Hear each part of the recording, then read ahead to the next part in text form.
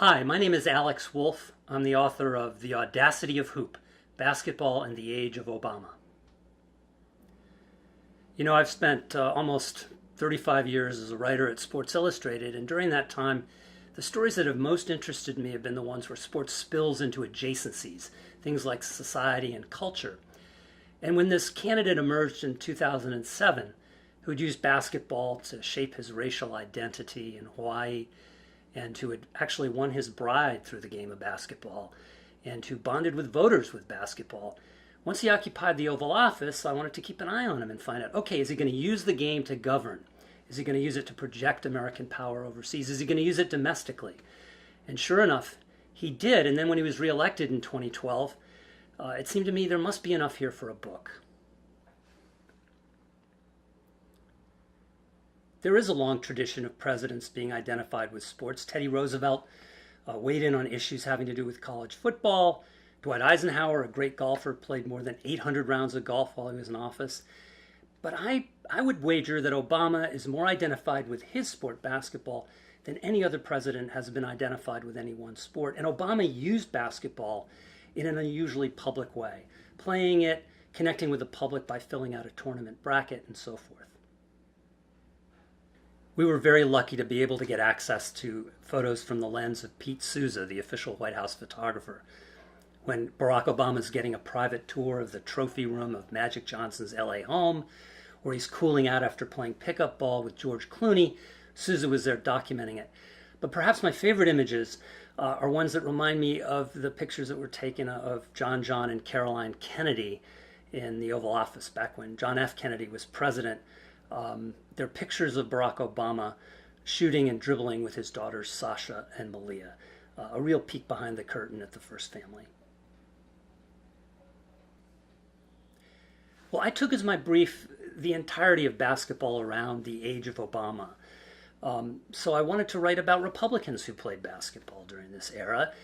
And imagine my surprise to find that David Koch, of one of the Koch brothers, had been a great star at MIT back in the early 60s. That was a wonderful discovery.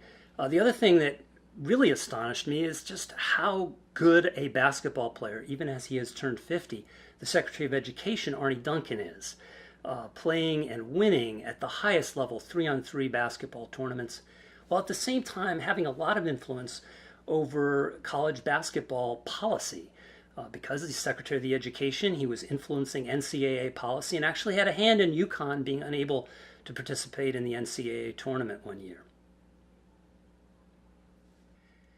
The dirty little secret is that he's not a great player. What he does have is a knack for playing with players who are better than he is. Sure, he was on a state championship team in high school. He probably could have started for any other team in Hawaii that wasn't as powerful as his Punahou team was. But he's a savvy player. He can't really jump anymore. He's a pretty good shooter. He can't go to his right.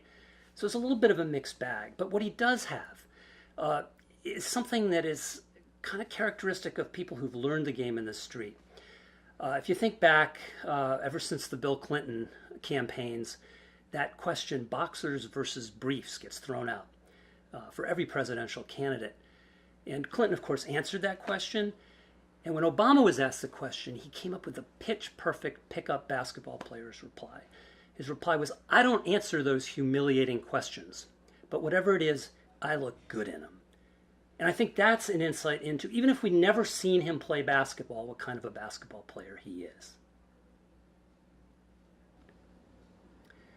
The influence of the game on Obama really began when he was 10 years old, and his dad, the last time he ever sees his dad, gives him a basketball as a Christmas gift.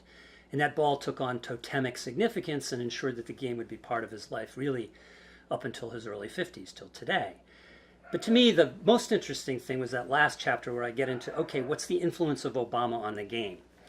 And to tell that story, you have to go back to the 90s when you had a prevailing attitude in NBA locker rooms of Michael Jordan, Republicans buy sneakers too, don't want to be too political, it might affect endorsement deals. You also had the whole Jerry Maguire thing in the popular culture, show me the money. Agents and athletes were kind of mind melded over this.